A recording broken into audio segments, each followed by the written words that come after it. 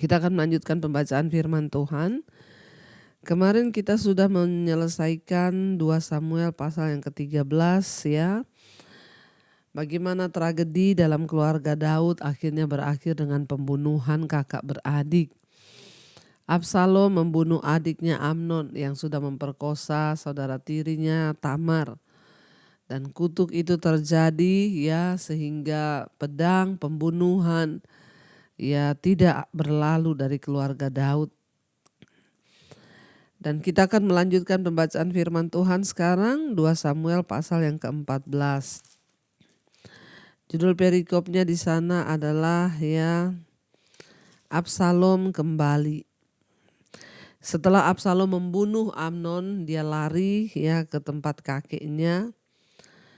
Dia pergi kepada Talmai bin Amihur raja negeri Gesur ya. Dan Daud berduka cita ya berhari-hari lamanya karena Amnon yang sudah mati. Lalu raja tidak lagi marah terhadap Absalom dan sebab kesedihan hatinya ya telah sirna sehingga Absalom kembali pulang. 2 Samuel pasal yang ke-14. Judul perikopnya Absalom kembali. Ketika Yoab anak Seruya mengetahui bahwa hati raja merindukan Absalom, maka ia menyuruh orang ke Tekoa menjemput dari sana seorang perempuan yang bijaksana. Lalu ia berkata kepada perempuan itu, "Berlakulah pura-pura berkabung dan pakailah pakaian berkabung, janganlah berurap dengan minyak, dan berlakulah seperti seorang perempuan yang telah lama berkabung karena seorang mati. Kemudian masuklah menghadap raja dan berbicaralah kepadanya seperti ini." Lalu Yoab menaruh perkataannya ke dalam mulut perempuan itu. Ayat 4. Ketika perempuan Tekoa itu masuk menghadap raja, sujudlah ia dengan mukanya ke tanah dan menyembah sambil berkata, "Tolonglah ya tuanku raja."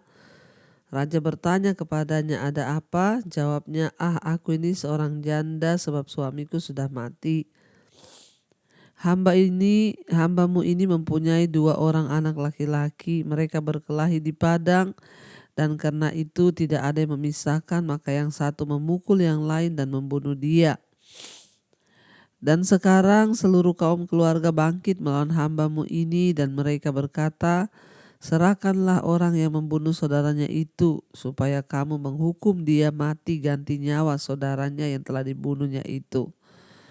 Dan supaya kami memunahkan juga ahli waris itu. Mereka hendak memunahkan keturunanku yang masih tersisa itu dengan tidak meninggalkan nama atau keturunan bagi suamiku di muka bumi." Lalu berbicaralah raja kepada perempuan itu, "Pulanglah ke rumahmu, mengenai engkau akan kuberi perintah." Perempuan Tekoa itu berkata kepada raja, "Aku dan keluargaku akan menanggung kesalahan itu ya tuanku raja, tetapi raja dan tahtanya tak bersalah." Lalu berkatalah raja, "Jika ada orang yang mengatakan apa-apa lagi terhadap engkau, bawalah orang itu menghadap aku, maka ia tidak akan mengusik engkau lagi." Kata perempuan itu, kiranya raja ingat kepada Tuhan Allahmu, supaya si penuntut tebusan darah jangan terlalu banyak menimbulkan kemusnahan dan supaya mereka jangan memunahkan ya anakku itu. Lalu berkata raja, demi Tuhan yang hidup, sehelai rambut dari kepala anakmu itu tak akan jatuh ke bumi." Kemudian berkatalah perempuan itu, "Izinkanlah hambamu ini berkata sepatah kata lagi kepada tuanku raja." Jawabnya, "Katakanlah." Berkatalah perempuan itu, "Mengapa raja merancangkan hal yang demikian terhadap umat Allah? Hal yang oleh karena tuanku sendirilah yang bersalah dengan tidak mengizinkan pulang orang yang telah dibuangnya. Sebab kita pasti mati. Kita seperti air yang tercurah ke bumi yang tidak terkumpulkan. Tetapi Allah tidak mengambil nyawa orang, melainkan ia merancang supaya seorang yang terbuang jangan tinggal terbuang daripadanya. Maka sekarang aku datang menyatakan perkataan ini kepada tuanku raja karena orang banyak itu telah menakut-nakuti aku. Sebab itu pikir hamba-Mu ini, baiklah aku berbicara dahulu dengan raja. Mungkin raja mengabulkan permohonan hambanya ini. Sebab raja akan mendengarkan aku dan sebab raja akan mendengarkan aku dan akan melepaskan hambanya ini dari tangan orang yang hendak memunahkan aku dan anakku bersama-sama dari milik pusaka Allah. Juga hamba-Mu ini berpikir perkataan Tuanku Raja tentulah akan menenangkan hati seperti malaikat Allah. Demikianlah Tuanku Raja yang dapat membeda-bedakan apa yang baik dan jahat, dan Tuhan Allah-Mu kiranya menyertai Tuanku. Bapak Ibu, kita melihat di sini ketika Yoab, panglima daripada Daud, melihat bahwa telah surut amarah Daud terhadap Absalom yang sudah membunuh saudaranya sendiri yaitu Amnon, lalu Yoab memanggil seorang perempuan Tekoa, dibayar oleh Yoab untuk memberi pendapat atau datang menghadap raja dengan berpura-pura sebagai orang yang berkabung. Perempuan itu datang menghadap kepada Daud dan memberitahukan bahwa anaknya dua sudah saling membunuh. Dan kita melihat di sini bahwa akhirnya perempuan itu menyatakan di depan Raja Daud untuk berkata, dia bilang, jangan biarkan orang membunuh anakku yang sudah membunuh saudaranya sendiri. Dan Daud berkata, iya, aku yang akan menjamin. Tapi perempuan itu berkata, bukankah raja sendiri yang sudah berlaku demikian? Dengan membuang anakmu sendiri, Tapi dia tidak menyebutkan Absalom, dia bilang, kau sudah membuang anakmu sendiri. Bukankah Tuanku Raja harus bersikap sebagaimana Allah bersikap? Allah tidak pernah membuang orang-orang yang sudah melakukan kesalahan dari hadapannya, kata perempuan itu. Dan akhirnya ayat 18 di sana dikatakan, lalu raja menjawab katanya kepada perempuan itu, baiklah, jangan sembunyikan kepadaku apa yang hendak apa yang hendak kutanyakan kepadamu. Kata perempuan itu, berkatalah kiranya Tuanku Raja. Kemudian bertanyalah raja, adakah Yoab campur tangan dengan engkau dalam semuanya ini? Perempuan itu menjawab, demi hidupmu Tuanku Raja, tidaklah mungkin untuk menyimpang demi hidupmu Tuanku Raja, tidaklah mungkin untuk menyimpang ke kanan atau ke kiri dari segala yang Tuanku Raja katakan. Sesungguhnya hamba-Mu Yoab yang memerintahkan daku, dialah yang menaruh ke dalam mulut hamba-Mu segala perkataan ini. Dengan maksud untuk mengubah rupa perkara ini, maka hamba-Mu Yoab melakukan perkara ini, tetapi Tuanku bijaksana sama seperti malaikat Allah, sehingga mengetahui semua yang terjadi di bumi. Sesudah itu berkatalah raja kepada Yoab, baik, kukabulkan permohonan ini. Pergilah, bawalah kembali orang muda Absalom itu. Lalu sujudlah Yoab dengan mukanya ke tanah dan menyembah sambil memohon berkat bagi raja. Dan Yoab berkata, pada hari ini hamba-Mu mengetahui bahwa Tuanku Raja suka kepada hamba, karena Tuanku telah mengabulkan permohonan hamba-Mu ini. Lalu bangunlah Yoab, ia pergi ke Gesur dan membawa Absalom ke Yerusalem. Tetapi berkatalah raja, ia harus pergi ke rumahnya sendiri, jangan ia datang ke hadapanku. Jadi pergilah Absalom ke rumahnya sendiri dan tidak datang ke hadapan raja. Luar biasa, Yoab seorang panglima, dia ingin untuk memulihkan hubungan antara Daud dan anaknya Absalom. Supaya tidak ada lagi kepahitan, kekecewaan. Dia meminta izin untuk dapat membawa Absalom pulang ke Yerusalem.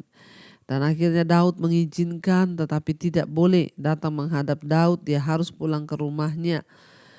Ayat 25, di seluruh Israel tidak ada yang begitu banyak dipuji kecantikannya seperti Absalom. Dari telapak kakinya sampai ke ujung kepalanya tidak ada yang cacat padanya. Apabila ia mencukur rambutnya pada akhir tiap-tiap tahun, ia mencukurnya dengan menjadi terlalu berat baginya. Maka ditimbangnya ya rambutnya itu 200 sikal beratnya menurut batu timbangan raja. Jadi Absalom itu anak yang ganteng ya. Di sini tulis kecantikan, yaitu elok ya, dia itu elok sekali ya, ketampanannya, dia tidak bercacat ya, dia itu cakep. Bagi Absalom ia lahir ya, bagi Absalom lahir 3 orang anak laki-laki dan seorang anak perempuan. Ya, jadi kita lihat di sini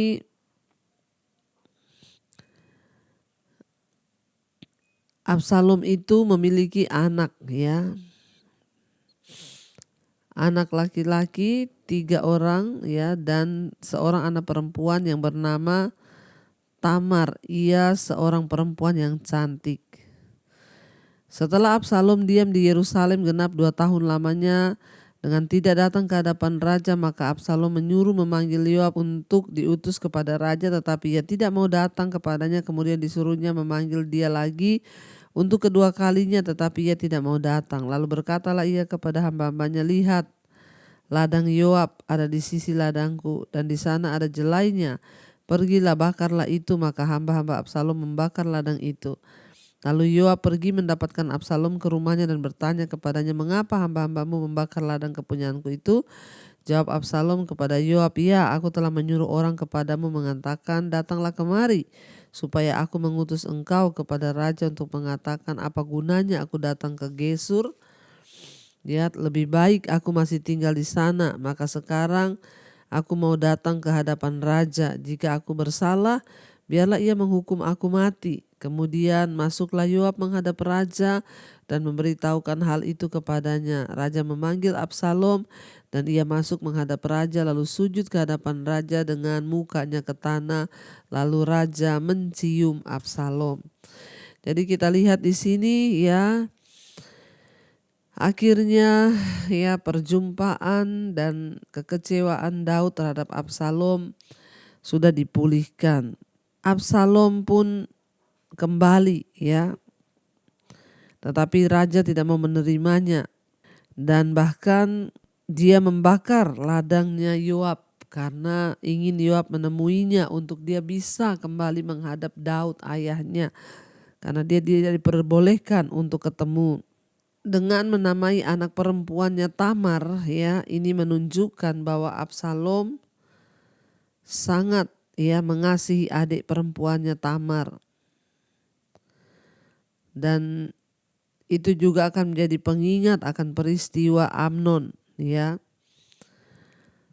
Dan akhirnya ketika Yoab datang menemui